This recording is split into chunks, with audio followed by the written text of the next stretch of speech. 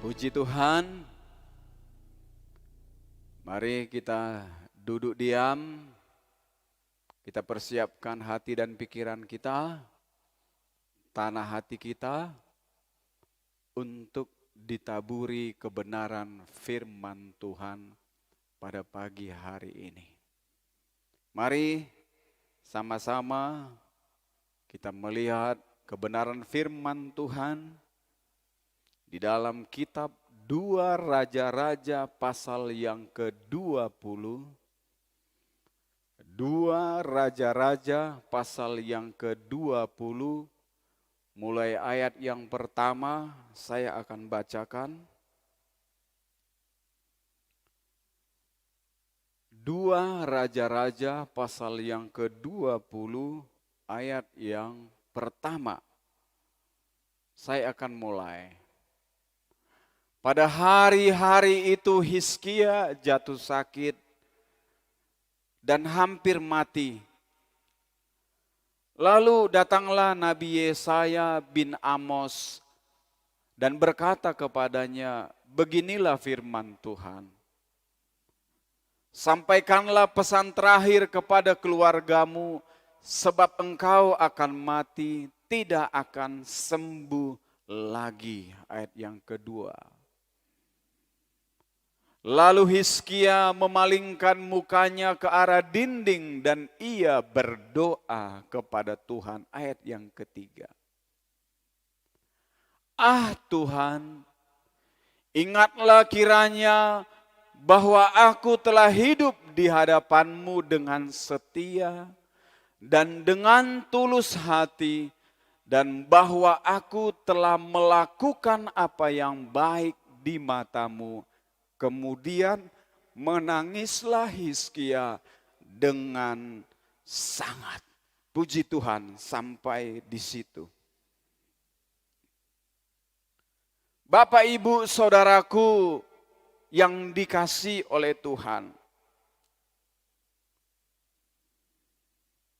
Kita belajar kepada satu tokoh, yaitu Raja Hizkia.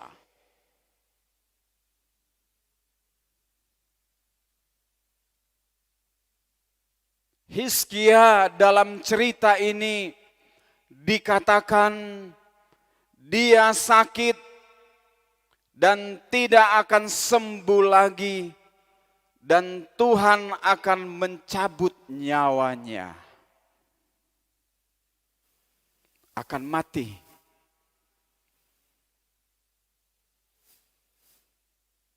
Ketika Hizkia mendengar firman Tuhan ini melalui Nabi Tuhan, dikatakan ayat yang kedua, lalu ia berdoa, memalingkan mukanya ke arah dinding. Dan dalam doanya di ayat yang ketiga mengatakan, ah Tuhan, ingatlah kiranya bahwa aku telah hidup di hadapan-Mu dengan setia, tulus hati, dan melakukan apa yang baik di mata-Mu. Ada 3 hal yang kita pelajari pada pagi hari ini dari Raja Hizkia. Yang pertama, dia hidup setia kepada Tuhan. Yang kedua, dia memiliki tulus hati.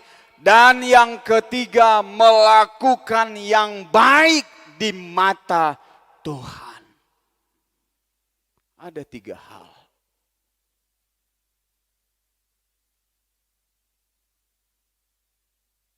Tadi pagi saya buat kata-kata bijak di status saya. Hidup setia, tulus hati, dan melakukan yang baik. Itulah kekristenan yang sesungguhnya.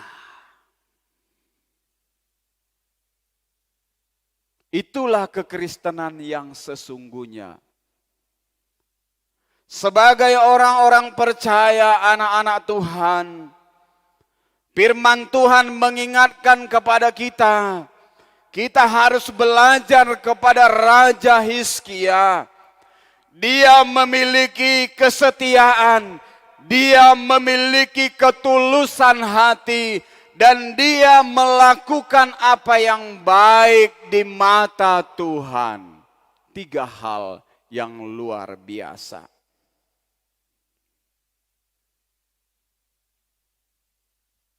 Kata setia, ini yang pertama sekali kita bahas, hidup setia. Hidup setia dalam bahasa Alkitab, terjemahan kitab Yunani dipakai dengan kata pistos. Pistos.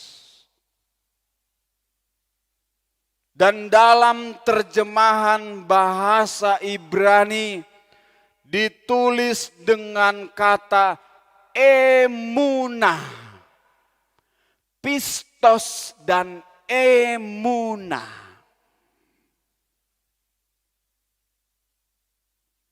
Pistos dan emunah memiliki arti iman yang teguh atau iman yang penuh. Tidak goyah. Imannya teguh, imannya penuh dan tidak goyah walaupun diterpa oleh badai sekencang apapun. Inilah yang disebut dengan setia. Tidak berubah. Ada pujian Pantekosta lama, saya suka lagu-lagu Pantekosta lama. Tuhan Yesus tidak berubah, tidak berubah, tidak berubah. Tuhan Yesus tidak berubah, tak berubah selama-lamanya. Haleluya, haleluya. Dahulu, sekarang, sampai selama-lamanya Yesus tidak pernah berubah. Dia tetap setia. Sekalipun engkau tidak setia, aku tetap setia. Dan setia selama-lamanya, teguh dan tidak goyah, inilah yang harus dimiliki oleh orang-orang percaya. Iman yang teguh, iman yang kokoh, tidak berubah. Sekali lagi saya katakan, walaupun diterpa oleh badai kehidupan sekencang apapun. Baik itu ujian, pencobaan, masalah, bahkan aniaya sekalipun, dia tetap setia. Imannya tetap setia kepada Tuhan. Ini makna daripada kata setia. Iman yang penuh.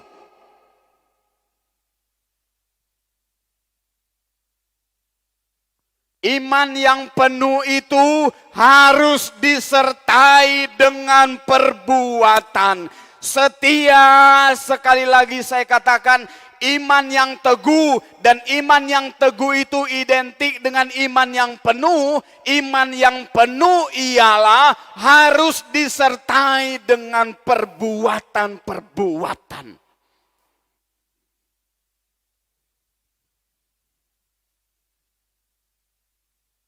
Disertai dengan perbuatan. Yakobus pasal yang pertama ayat yang ke-17.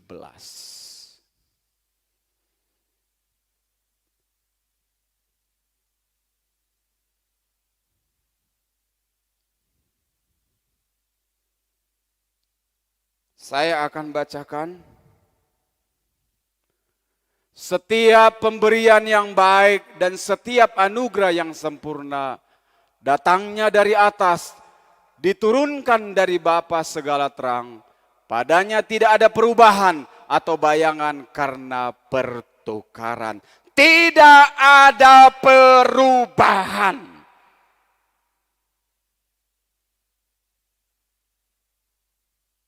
Setia. Dan ayat yang lain mengatakan dalam kitab Yakobus, iman itu harus disertai dengan perbuatan. Jika iman itu tidak disertai dengan perbuatan, maka iman itu pada hakikatnya adalah kosong, tidak penuh, tidak teguh, tidak setia.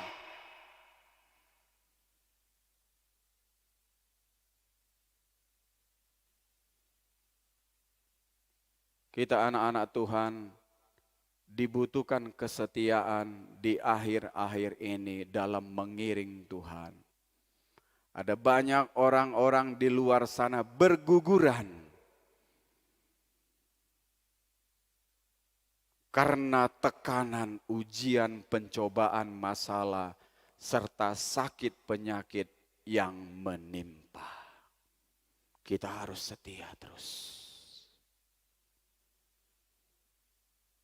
Kita harus setia. Itu pengertian setia yang pertama. Iman yang teguh, iman yang penuh, iman yang tidak goyah. Pistos atau emuna.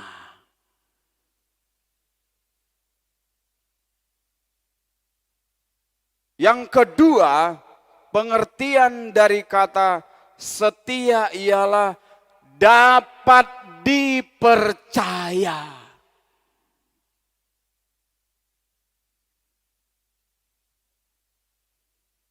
Orang Kristen harus dapat dipercaya.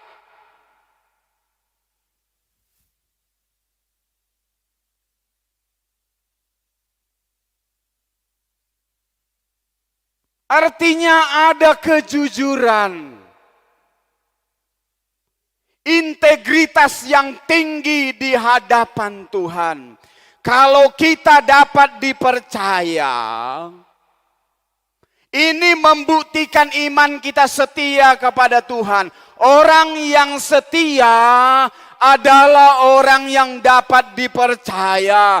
Kalau bisa dipercaya, maka akan diberi tanggung jawab yang lebih dan lebih lagi. Harus dapat dipercaya. Perkataan, perbuatan, tindakan kita harus dapat dipercaya. Ini makna daripada setia. Dari kata pistos dan emuna tadi.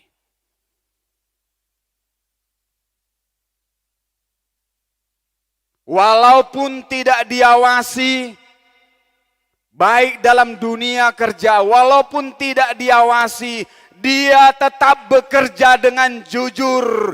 Dia bisa dipercaya. Ada banyak orang ketika ada kesempatan untuk mencuri, untuk korupsi, dia korupsi. Ada orang bekerja kalau tidak diawasi, dia tidur-tiduran. Ketika bosnya datang baru dia pura-pura bekerja. Tidak bisa dipercaya. Orang Kristen harus bisa dipercaya. Walaupun tidak ada yang melihat, kita lakukan terus yang terbaik. Karena apa? Bapa di surga melihat kita.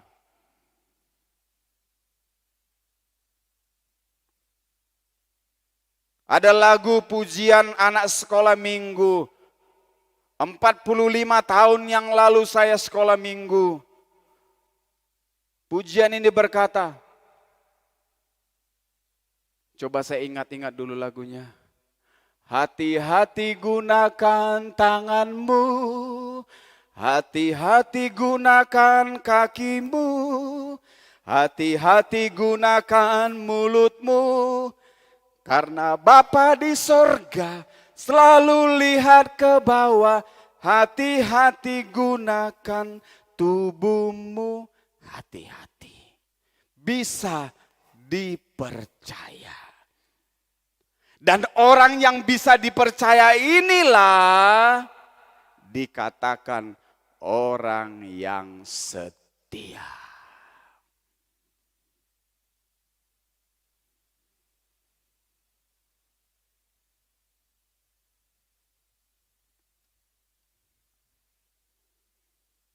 Dan orang yang bisa dipercaya tentu tidak munafik.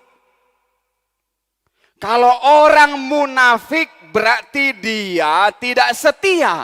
Kalau dia orang munafik berarti imannya tidak penuh. Kalau dia orang munafik berarti imannya tidak kekal. Imannya goyang. Tidak bisa percaya. Tidak bisa dipercaya berarti munafik.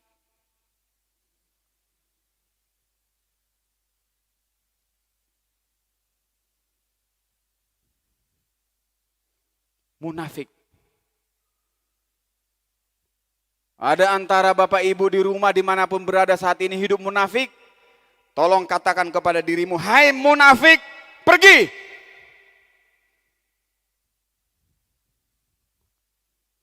Kita usir kemunafikan. Munafik, bahasa asli Alkitabnya, terjemahan bahasa Yunani ditulis dengan kata hupekretes. Hupekretes. Hupekretes ini artinya pura-pura.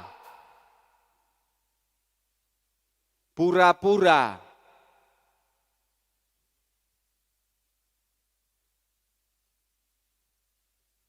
Pura-pura. Ini arti daripada munafik. Hupekretes artinya pura-pura. Jadi orang Kristen itu jangan menjadi orang Kristen yang pura-pura. Ke gereja itu pura-pura baik, pura-pura berkorban, pura-pura setia, pura-pura semua dengan pura-pura. Kebohongan bertopeng.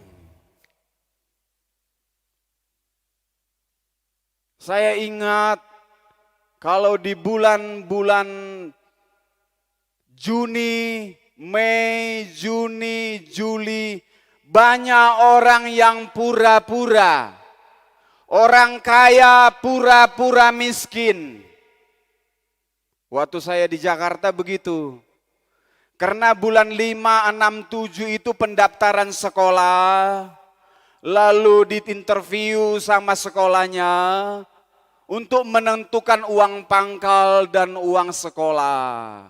Kalau orang yang ekonominya lumayan tinggi, mungkin uang mukanya, uang pangkalnya lebih tinggi, uang sekolahnya lebih tinggi. Yang tidak mampu lebih rendah, ada subsidi silang maksud daripada sekolah ini. Tetapi di sini banyak orang-orang Kristen, ini saya cerita di sekolah Kristen, yang menjadi orang tua pura-pura. Pura-pura. Dia pergi ke sekolah mau interview, dia naik motor padahal dia punya mobil. Bajunya ala kadarnya, segala perhiasan tetek bengek dilepas. Lalu mulai cerita sama yang interview. Beginilah Pak. Pura-pura. Munafik. Tetapi kalau sudah bulan Agustus, September, Oktober sampai Desember, mulai mobilnya ganti-ganti ke sekolah antar anaknya. Pamer sama tetangganya, pamer sama orang lain. Zap, zep, itu pintu mobil. Orang Kristen, jangan berpura-pura. Munafik artinya kamu tidak memiliki iman yang teguh dan kamu tidak setia kepada Tuhan. Itu pengertian daripada setia. Yang kedua, pengertian kata setia yang ketiga ialah dapat diandalkan. Dapat diandalkan.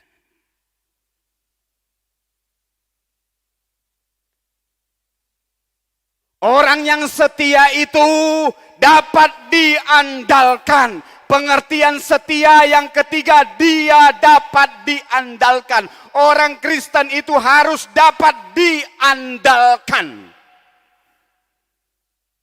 Mengembangkan kapasitas talenta yang ada padanya, bukan tidur-tiduran.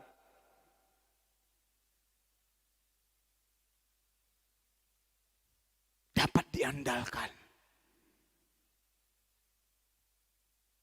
Kalau kita sebagai orang percaya tidak dapat diandalkan, maka kita bukan orang yang setia kepada Tuhan. Harus dapat diandalkan dong. Piye tole, kue ke kok ora iso diandalke. Gitu tuh orang tua sama anaknya.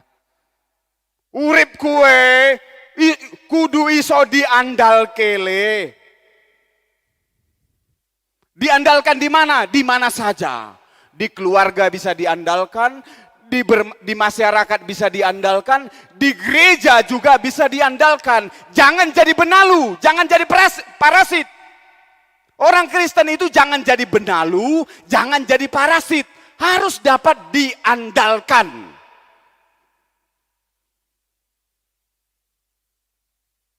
Kalau kita bisa dapat diandalkan, kita adalah orang yang setia. Itu yang pertama. Yang kita pelajari dari Hizkia. Dia hidup setia. Dan yang kedua, tulus hati. Wong Kristen ke kudu tulus hati. Ora usah neko-neko. Ndak usah berlika-liku di dalam hatinya. Harus tulus.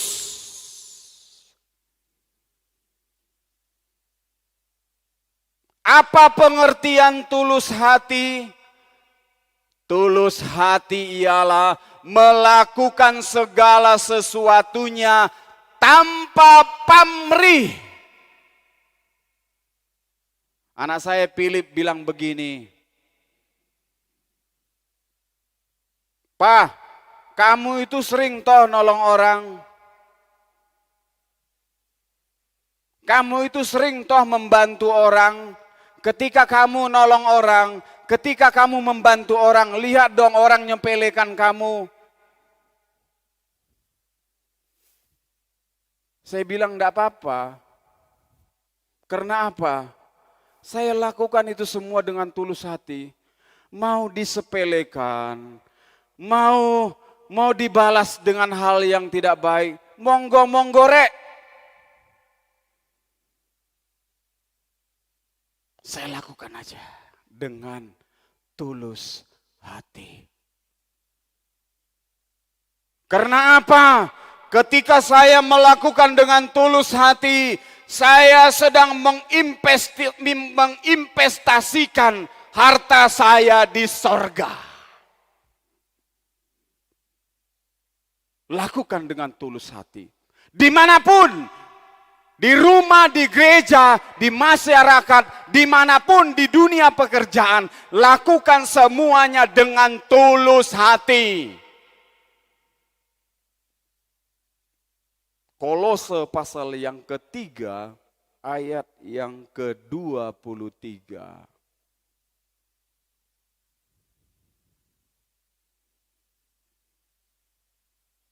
Apapun juga yang kamu perbuat, Perbuatlah dengan segenap hatimu. Segenap hati artinya dengan tulus. Seperti untuk Tuhan dan bukan untuk manusia. Haleluya. Lakukan dengan tulus, bukan untuk manusia, tetapi seperti untuk Tuhan. Ketika ini kita lakukan, kita tidak akan pernah kecewa. Walaupun apa yang kita lakukan itu, kita mendapatkan sesuatu yang tidak baik, kita tidak akan kecewa. Karena apa? Karena kita lakukan untuk Tuhan.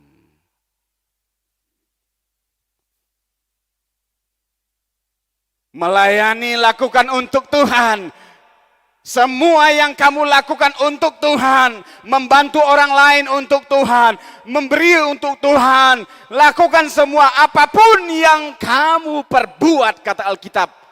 Perbuatlah dengan segenap hatimu. Seperti untuk Tuhan. Dan bukan untuk manusia. Kalau untuk manusia, banyak kecewanya. Orang Jawa bilang, gelo aku nolongi kowe. Ngerti nek kaya ngono ora tak tulungi. Ditulungi kok malah mentong. Kecewa. Gelo. Tetapi kalau kita lakukan semua dengan tulus, seperti untuk Tuhan. Haleluya. Inilah yang Tuhan kehendaki. Setia, tulus hati yang dimiliki oleh Raja Hizkia. Dan yang ketiga, melakukan yang baik di mata Tuhan. Lakukan terus yang baik. Walaupun keadaannya tidak baik, walaupun orang lain tidak baik, kita terus harus lakukan kebaikan. Saya belajar itu. Saya akan lakukan terus yang terbaik. Walaupun dikecewakan, lakukan yang terbaik. Galatia pasal yang ke-6 ayat yang ke-10.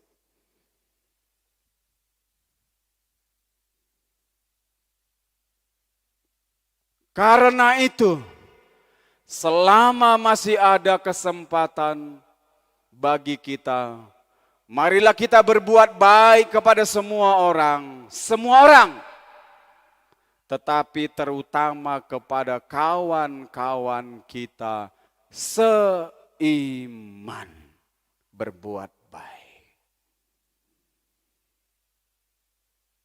Inilah yang dilakukan oleh Raja Hizkia. Tuhan, bukankah aku telah hidup setia, tulus hati dan melakukan apa yang baik di matamu? Oke, Tuhan dengar.